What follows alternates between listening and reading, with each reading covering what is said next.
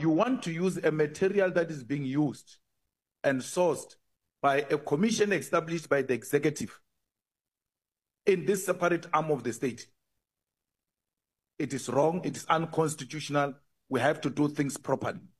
And the proper way is there must be an original statement to us as an ad hoc committee. And if they so wish to be a supplementary statement, let it be.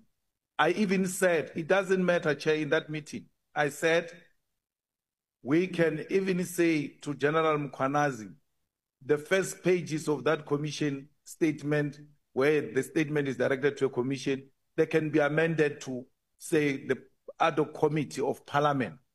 And we have something that is directed to us, which will become our property, which will go into the archives of parliament. Get ready.